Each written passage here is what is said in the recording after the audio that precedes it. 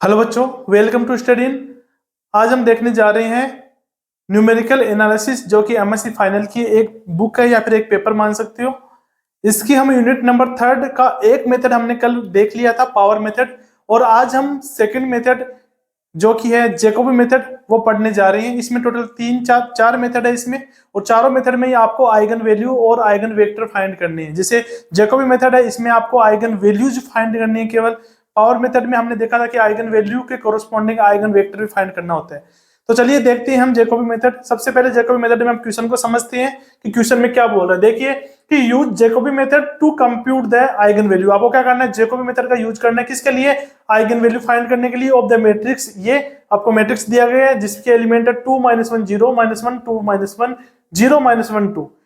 Perform to iteration, मतलब आपको दो इटरेशन तक क्या करना है, परफॉर्म करना है। इसका मतलब क्या हुआ कि परफॉर्म का टू इटरेशन का मतलब मान लो स्टेप बोल रहे हैं, यानी कि आपको दो स्टेप तक इस क्वेश्चन को सोल्व करना है। तो चलिए करते हैं इसको सोल्व। सबसे पहले आप ध्यान में रखना कि इसका ये जो आपके पास मैट्रिक्स है, ये मैट्रिक्स किस प्रकार की आपको दी हुई होगी, सबसे पहले ये आपको पता होना चाहिए। तो देखिए आपको जो मैट्रिक्स दी गई है ये सिमेट्रिक मैट्रिक्स होनी चाहिए। सिमेट्रिक मैट्रिक्स कौन सी होती है कि देखिए आपके पास में ये जो डायगोनल आपको दिखाई दे रहा है 2 2 2 वाला, ये डायगोनल होता है मेन डायगोनल। ये मेन डायगोनल होता है, और मेन डायगोनल के ऊपर और नीचे के एलिमेंट यदि बराबर आ रहे हैं, देखिए -1 तो यहाँ पर -1 -1 यहाँ पर -1, यहाँ पर 0 तो यहाँ पर भी 0 है, यानी कि सेम दूरी के ऊपर जो एलिमेंट है वो क्या है, बराबर आ रहे हैं आपके पास में। जैसे देखिए यहाँ पर a12 का मान जो है -1 है, तो a21 का मान भी -1 होना चाहिए। यदि a13 का मान 0 है तो a31 का मान भी 0 होना चाहिए। इस प्रकार से आपको क्या करना है, ये देखना है कि ये सही है या नहीं है। दूसरी बात कि इसमें जो आपके पास में डायगोनल के एलिमेंट है, मेन डायगोनल के जो एलिमेंट है, ये एलिमेंट जो है वो जरूरी नहीं है बराबर हो सकती है कि बराबर भी नहीं है, हो सकती है बराबर नहीं भी हो। तो देखिए ये बराबर नहीं भी हो सकते। अब देखिए इसमें ये क्या बोल रहा है कि ऑफ डायगोनल। तो ऑफ डायगोनल समझिए क्या होता है। देखिए ऑफ डायगोनल जरूरी है यहां पर समझना। अब ऑफ डायगोनल क्या होता है वो समझिए आप। जैसे आपको पता है कि ये मेन डायगोनल है, मेन डायगोनल के ऊपर और नीचे जो है ये एक तो -1 एक उसके ऊपर 0, फिर इसके नीचे -1 फिर उसके नीचे 0। तो ये भी एक प्रकार से डायगोनल ही हम माने, तो इन डायगोनल को बोलेंगे हम ऑफ डायगोनल। तो इसके ऊपर और नीचे जो डायगोनल है वो क्या होते हैं, ऑफ डायगोनल होते हैं। अब आपको करना क्या है, सबसे पहले आपको देखो यहाँ पर आइगन वैल्यू फाइंड करनी है। तो ये बात याद रखना कि यहाँ पर ए आपको जो मैट्रिक्स दिया गया है, इस मैट्रिक्स में जो डायगोनल के जो एलिमेंट है 2 2 2, ये एलिमेंट ही आइगन वैल्यू होती है, ये एलिमेंट ही आइगन वैल्यू होती है। लेकिन आपको ये बोल रहा है कि आइगन वैल्यू फाइंड कीजिए। तो आप सोचोगे कि भाई आइगन वैल्यू ये है तो फिर क्यों फाइंड करवा रहा है। लेकिन देखो इसने साथ में ये बोला कि परफॉर्म टू इटरेशन, यानी आपको दो इटरेशन के बाद में, यानी दो इटरेशन तक परफॉर्म करना है, उसके बाद में जो आइगन वैल्यू आएगी ना वो आपको बतानी है। इसका अर्थ ये हुआ कि आपको जैसे ये आपको ए मैट्रिक्स दी हुई है, ऐसे ही आपको दो मैट्रिक्स निकालनी है, और जो दूसरी मैट्रिक्स आएगी ना उस मैट्रिक्स में डायगोनल के एलिमेंट आपको बताने हैं कि क्या क्या आ रहे हैं, वही आपकी आइगन वैल्यू होगी। इसका मतलब क्या है वो समझिए। इसको मैं वापस लिख दूंगा ताकि आपको अच्छे से समझ में आ जाए। और ये मैंने इसलिए पहले लिख लिया ताकि लिखने में टाइम खराब ना हो। तो देखिए अभी जैसे सपोज करो आपको ये ए मैट्रिक्स दिया गया है, अगर ये बात नहीं बोलता ना तो क्या पता हम डायरेक्ट ही मतलब इसके ये आइगन वैल्यू बता देते, लेकिन इसने बोल दिया टू इटरेशन तक। इसका मतलब ए आपको दिया गया है, इसके बाद में आपको a1 ज्ञात करना है, इसके बाद में आपको a2 ज्ञात करना है, और a2 जो आएगी ना इस मैट्रिक्स के जो डायगोनल के एलिमेंट है वही आपकी आइगन वैल्यू होगी। लेकिन ये निकालेंगे कैसे वो आपको देखना है। देखिए a1 जो होगा ना वो बराबर होता है, देखिए आप ज्यादा मत सोचना, जितना मैं बता रहा हूँ उतना ध्यान रखिए। मैं आपको पूरा बताऊंगा किस तरह से क्या आया है। जैसे मान लो a1 है, a1 का फॉर्मूला जो होता है वो होता है Q1 इनवर्स A Q1, ये होता है इसका फॉर्मूला। तो देखिए यहाँ पर ये कैसे आया वो देखिए। देखिए यहाँ पर सबसे पहले आपको इससे भी पहले आपको निकालना पड़ेगा Q1 निकालना पड़ेगा। Q1 जो होता है वो होता है ऑर्थोगोनल मैट्रिक्स, ऑर्थोगोनल मैट्रिक्स होता है। ऑर्थोगोनल मैट्रिक्स निकालने का जो क्या तरीका है वो तरीका मैं आपको बताऊंगा। ऑर्थोगोनल मैट्रिक्स निकालने का तरीका क्या है वो बताऊंगा। अगर Q1 का मान निकाल लिया फिर आगे तो आप आराम से कर लोगे। देखिए यहाँ पर Q1 का इनवर्स लगाया है मैंने। Q1 का इनवर्स का मतलब है जो आपने Q1 ऊपर निकाला है, इस Q1 का आपको परिवर्त लेना है। परिवर्त मतलब ट्रांसपोज लेना है। ट्रांसपोज का मतलब क्या होता है कि जो कॉलम है उनको रो में चेंज करना, और जो रो है आपके पास उनको कॉलम में चेंज करना आता है, आपने 12th में किया भी है। ये हो जाएगा। फिर ए जो है वो आपको दी गई जो मैट्रिक्स है वो हो जाएगी, और Q1 आप निकालोगे, ये आ जाएगा। मतलब कि यहाँ पर Q1 का इनवर्स जो है ना, इसी Q1 का इनवर्स यहाँ पे लिखना है आपको, और इनको मल्टीप्लाई करना है मैट्रिक्स को, और मैट्रिक्स का गुणनफल जो है गुणन करना है वो तो आपको आता होगा, वो मैं यहाँ पे नहीं बता सकता अभी आपको, ठीक है। तो देखिए ये मैट्रिक्स का गुणनफल वो आपको आना चाहिए। फिर आपको क्या करना है, आपके पास में A1 आ जाएगा। A1 आने के बाद में A2 याद करना है। A2 का सेम जो फॉर्मूला होता है, आपको क्या करना पड़ेगा, फिर से Q2 निकालना पड़ेगा।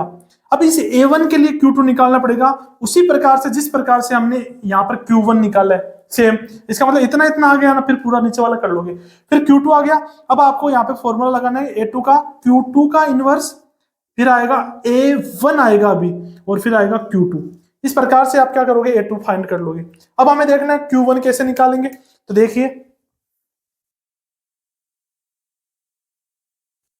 देखिए, Q कैसे निकालेंगे। तो देखो यहाँ पर इसने क्या बोला है कि लेट ए बराबर ए आई जे, यानी कि जो मैट्रिक्स दी गई है उसको हमने ए आई जे मान लिया।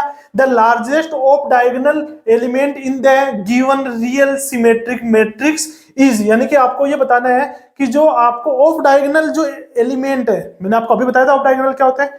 इन ऑफ डायगोनल के जो एलिमेंट, डायगोनल के ऊपर और नीचे वाले जो एलिमेंट है, उन एलिमेंट में सबसे लार्जेस्ट, यानी कि लार्जेस्ट एलिमेंट कौन सा है। अब लार्जेस्ट आपको डायरेक्ट नहीं देखना, आपको देखना है कि मैग्नीट्यूड में लार्जेस्ट कौन सा है, यानी कि उसका मोड ले लेना चाहिए, आप कोई दिक्कत नहीं है। यानी कि आपको साइन को नहीं, चिन्ह को नहीं देखना, आपको जो साइन है उसका वो नहीं देखना है, केवल आपको न्यूमेरिक यानी जो नंबर आपको दिया गया है उस नंबर को देखना है कि सबसे बड़ा कौन सा है। जैसे यहां पर देखते हैं तो ये वाली लाइन आ गई आपके पास में डायगोनल, एक साइड के ऊपर देख लो या नीचे देख लो, क्योंकि सिमेट्रिक है। तो ऊपर देखिए यहाँ पर -1 है और 0 है, ये तो -1 की सेम ही होगी। तो -1 और 0 है, तो -1 और 0 में देखिए जो मैग्नीट्यूड में बड़ा कौन सा है, 1 ही होगा, सबसे बात है, क्योंकि -1 का मैग्नीट्यूड होता है 1।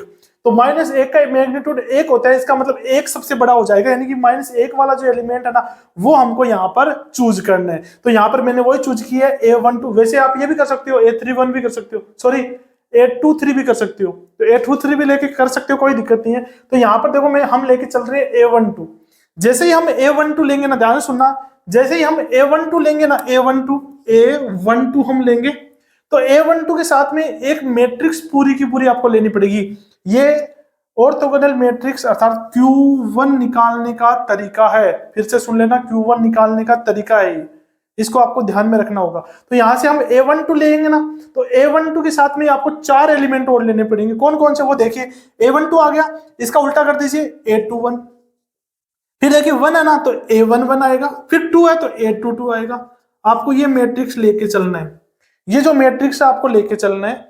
अब करना क्या है वो देखिए। जैसे ये आपके पास में ऑर्थोगोनल मैट्रिक्स बनानी है आपको, तो यहां पर सबसे पहले आप ये बना ली मैंने 3x3 की एक मैट्रिक्स।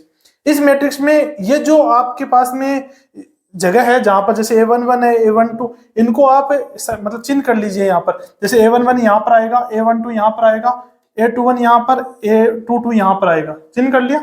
अब जो बच गए ना वहां पर देखो, यहाँ पर तो ऑर्थोगोनल, सॉरी जो डायगोनल है यहाँ पर तो 1 आ जाएगा, बाकी जगह आप 0 लिख दीजिए, पूरे को लिख दिया 0। अब देखिए ऑर्थोगोनल मैट्रिक्स लिखते कैसे है, जो डायगोनल होंगे यहाँ पर तो हमेशा cos थीटा आएंगे, cos थीटा, और जो यहां पर आएगा ना वो हमेशा -sin थीटा आएगा।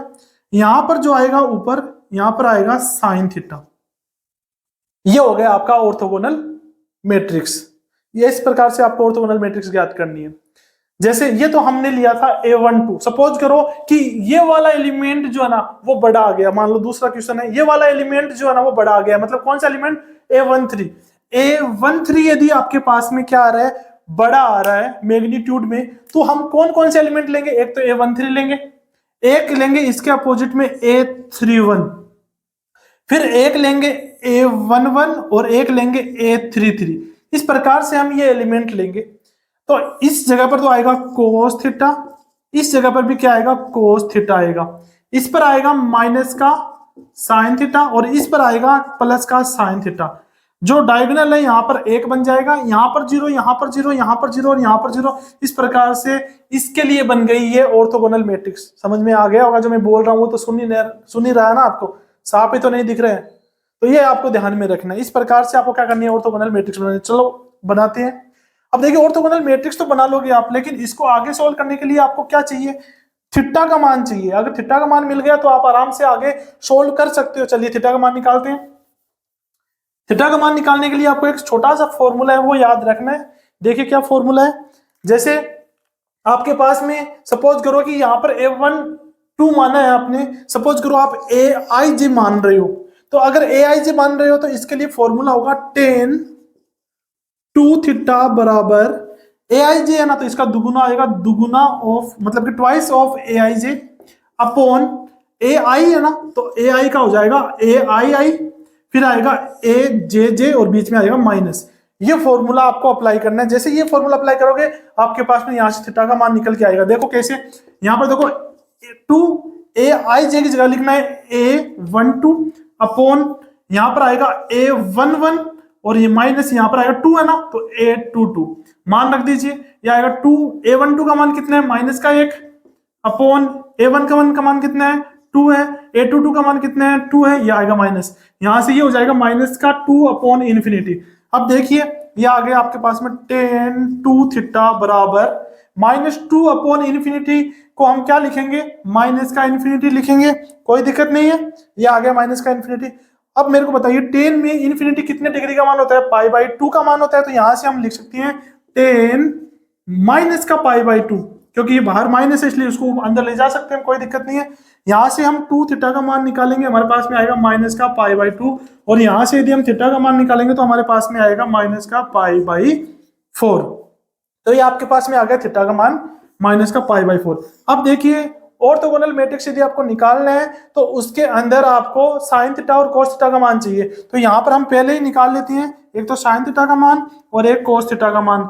यदि यहाँ पर आप थीटा का मान -π/4 रखते हो दोनों में, तो यहाँ पर ये -π/4 का मान हो जाएगा -1/√2 और माइनस कोस -π/4 का मान हो जाएगा 1/√2, क्योंकि कोस में जब नेगेटिव संख्या होती है तो वो पॉजिटिव हो जाती है। ये आ गया। अब यहाँ से हम Q1 निकालेंगे, और Q1 निकालने का फॉर्मूला मैंने आपको बताया था, अभी कैसे निकालते हैं। यहाँ पर आएगा आपके पास में कोस थीटा, क्योंकि हमने ये वाला मैट्रिक्स जो है ना ऊपर लिया था, यानी कि A12 लिया था, तो A12, A21, A11, A22 ये वाला लिखेंगे, इसकी जगह लिखेंगे जो भी लिखना है हमें। तो ये कोस थीटा आएगा, यहाँ पर भी आएगा कोस थीटा, यहाँ पर आएगा आपके पास में माइनस का साइन थीटा, और यहाँ पर आएगा आपके पास में साइन थीटा। यहाँ पर देखो डायगोनल में जो है ना वो 1 हो जाएगा और बाकी हो जाएगा 0 0 0, ये आ जाएगा आपके पास में। और यहाँ पर देखिए आप मान रख दीजिए सारे के सारे। कोस थीटा का मान कितने, 1/√2 है, फिर माइनस साइन थीटा का मान, तो साइन थीटा का मान माइनस में है तो ये प्लस में हो जाएगा 1/√2, फिर यहाँ पर 0 आ जाएगा। फिर से देखिए साइन थीटा का मान कितना आएगा, माइनस का 1/√2, यहाँ पर आएगा 1/√2 और यहाँ पर 0, यहाँ पर 1 0 0 ऐसा कैसा आ जाएगा। तो ये आपके पास में आ गया Q1। तो ये आपके पास में Q1 आ गया। तो इस प्रकार से आप Q1 आराम से फाइंड कर सकते हो। तो अब देखिए Q1 हमारे पास में आने के बाद में हम निकालेंगे सबसे पहले A1 जो निकालेंगे ना उसको हम बोलते हैं रोटेशन। जैसे हम सबसे पहले फर्स्ट रोटेशन निकालेंगे, उसके बाद A2 निकालने के लिए बोलेंगे सेकंड रोटेशन।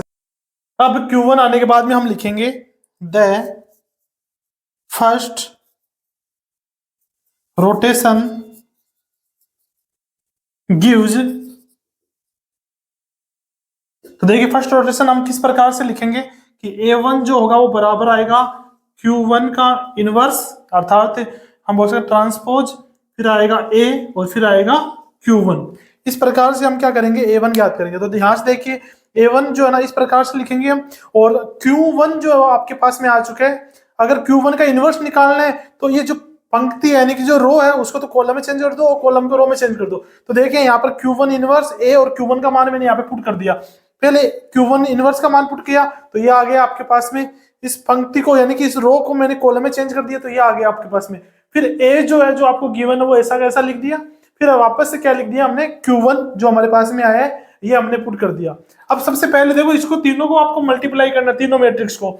सबसे पहले इन दोनों मैट्रिक्स को आप गुणा करोगे, इन दोनों मैट्रिक्स को गुणा करने के बाद 3 × 3 की मैट्रिक्स आएगी, उस 3x3 की मैट्रिक्स को फिर से इससे गुणा करना पड़ेगा, उसके बाद में आपके पास में ये आ जाएगा आपका A1। इसके जैसा आएगा, सेम टू सेम करके देख लेना एक बार आप, ठीक है। उसके बाद में देखो ये आ गई हमारे पास में नई मैट्रिक्स A1, ठीक है। अब देखो जैसे हमने A के लिए इसको सोल्व किया था ना, यहां तक हमारा फर्स्ट रोटेशन कंप्लीट हो चुका है, एक इटरेशन जो है ना यहां तक कंप्लीट हो चुका है। अब फिर से इसको क्या मानोगे आप, A की तरह मानोगे, A की तरह मान के सेम टू सेम वही आपको करना है जैसे हमने पीछे किया था। देखो क्या करना है, सबसे पहले यहां पर देखो ये तो आ गया मेन डायगोनल। मेन डायगोनल के दोनों तरफ देखिए कि ये सिमेट्रिक है या नहीं है। सिमेट्रिक है, यहाँ पे 0 तो यहाँ पर भी 0, यहाँ पर 1/√2 तो यहाँ पर भी 1/√2, यहाँ पे -1/√2 तो यहाँ पर भी -1/√2 आ गया, ठीक है। अब हम क्या करेंगे, इसमें ऑफ डायगोनल में सबसे बड़ा एलिमेंट देखेंगे। तो ऑफ डायगोनल देखो इसके अलावा ऊपर वाले एलिमेंट देखिए, इसमें ये माइनस का 1/√2, ये 0, ये 1/√2। तो देखिए आपको मोड लेना है इनका, यानी कि आपको मैग्नीट्यूड में देखना है कि कौन बड़ा है। तो 0 तो हो नहीं सकता, 1/√2 ले लो या फिर -1/√2, दोनों में से कोई सा भी ले लो। जैसे मान लो यहाँ पर मैंने लिया है A13 लिया है, यानी ऊपर वाला लिया है, ऊपर वाला लिया है, यहाँ पर A13 लिया है। अब A13 ये वाला हम लेंगे, इसमें ये कौन सा है A13, तो A13 लेंगे तो इसके हिसाब से हमें एक तो A13 लेना पड़ेगा, एक ये वाला और एक A11 और एक A33। ये 4 एलिमेंट हमें कंसिडर करने पड़ेंगे। तो इन 4 एलिमेंट के अकॉर्डिंग हम Q2 ज्ञात करेंगे, ठीक है। और Q2 ज्ञात करने से पहले हमें थीटा का मान ज्ञात करना पड़ेगा। तो tan टू थीटा बराबर आएगा आपके पास में 2A13 upon A11 minus A33, ये आ जाएगा। यहाँ पर A13 का मान रख दीजिए, A11 का और A33 का मान पुट कर दीजिए, तो आपके पास में आएगा 1/√2 अपॉन 3 - 1। अब यहां से देखिए इसको सोल्व करो, ये 1 हो जाएगा और यहाँ पे आ जाएगा √2 आ गया आपके पास में। अब देखिए ये जो पेपर है आपका, ये न्यूमेरिकल एनालिसिस है, इसमें आप कैलकुलेटर, साइंटिफिक कैलकुलेटर लेके जा सकते हो। तो साइंटिफिक कैलकुलेटर आपके पास में रहेगा, उससे आप क्या करोगे, सबसे पहले यहां से क्या निकालोगे, थीटा का मान निकालोगे। कैसे निकालोगे, सबसे पहले साइंटिफिक कैलकुलेटर से आप tan इनवर्स √2 का मान निकाल लेना। tan इनवर्स √2 का मान निकालने के बाद उसमें 2 का भाग लगा देना, थीटा का मान आ जाएगा। और जो थीटा का मान आता है उससे आप क्या करोगे, साइन थीटा का मान निकाल लोगे और कोस थीटा का मान निकालोगे साइंटिफिक कैलकुलेटर से। तो यहाँ से आप साइन थीटा और कोस थीटा है आराम से फाइंड कर लोगे, ये आ जाएगा। अब जैसे हमने यहाँ पे किया था ना सेम टू सेम, वैसे ही Q2 का मान निकालेंगे। तो Q2 में देखिए आपने ऊपर वाला एलिमेंट माना था, ये ऊपर वाला A13, तो यहाँ पर देखिए इसकी A13 की जगह आ जाएगा माइनस साइन थीटा और A31 की जगह आ जाएगा साइन थीटा। डायगोनल पर देखिए A11 पे कोस थीटा आएगा और A33 पर आ जाएगा कोस थीटा, दोनों पर कोस थीटा आएगा। फिर बीच में डायगोनल पर तो 1 हो जाएगा, बाकी चारों एलिमेंट 0 हो जाएंगे। तो यहाँ पर देखो कोस थीटा का मान मैंने यहाँ से पुट कर दिया, साइन थीटा का मान पुट कर दिया और कोस थीटा का मान, साइन थीटा का मान, सारे मान पुट कर दिए। पुट करने के बाद में फिर से वही, now the second rotation gives A2 बराबर Q2 इनवर्स A1 और Q2। अब A1 का यूज करके किया हमने, तो यहाँ पर बीच में आ जाएगा A1। यहाँ से देखिए Q2 जो है ये आपके पास में Q2 आया है, इसका इनवर्स यानी कि इसको रो को तो क्या बना दूंगा कॉलम, और कॉलम को रो बना के यहाँ पे ये लिख दिया मैंने, ठीक है। ये पूरा आ जाएगा ऐसा कैसा, यहाँ पर A1 आ गया और फिर यहाँ पर Q2 लिख दिया। अब सबसे पहले इन दोनों को आप क्या करोगे, मल्टीप्लाई करोगे, गुणन करोगे दोनों का, यानी कि मल्टीप्लीकेशन करोगे। फिर इन दोनों से मल्टीप्लीकेशन से आपके पास में एक मैट्रिक्स मिलेगी जो कि 3x3 ऑर्डर की होगी। फिर उस 3x3 ऑर्डर की मैट्रिक्स को इसके साथ में मल्टीप्लाई करोगे तो आपके पास में ये आ जाएगा, ठीक है। अब ये जो आपके पास में आया है, ये आपके पास में क्या आ गई, A2 आ गई, यानी कि सेकेंड इटरेशन के बाद में जो आपको मैट्रिक्स चाहिए थी वो आ गई है, ठीक है। अब इसके अंदर जो ये 3 डायगोनल पर एलिमेंट है, ये 3 एलिमेंट ही आपके क्या होंगे, आइगन वैल्यूज होगी। अब देखिए आपको लास्ट में केवल इतना ही लिखना है कि 10 अप्रोक्सीमेशन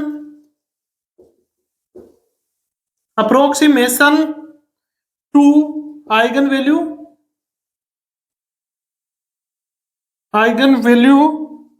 आफ्टर 2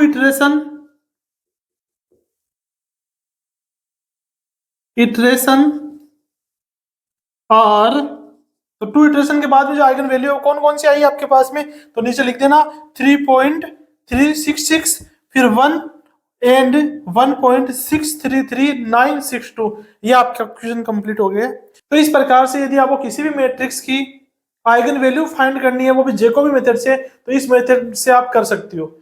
देखिए वैसे ये आगे वाला तो जैसे आपको समझ में आया नहीं आया, क्योंकि अगर ये यहाँ तक आपको समझ में आ गया है ना फर्स्ट रोटेशन तक, तो फिर आगे वाला सेम टू सेम करना, आपको जो मैंने सिखाया उसी तरीके से कर लेना, ठीक है। तो इस प्रकार से हम पूरा क्वेश्चन जो है वो कंप्लीट कर सकते हैं। तो आज के लिए इतना काफी है, मिलते हैं अगले वीडियो में। तब तक आप अच्छे से पढ़ाई कीजिए और अपने स्वास्थ्य का ध्यान रखिए। धन्यवाद।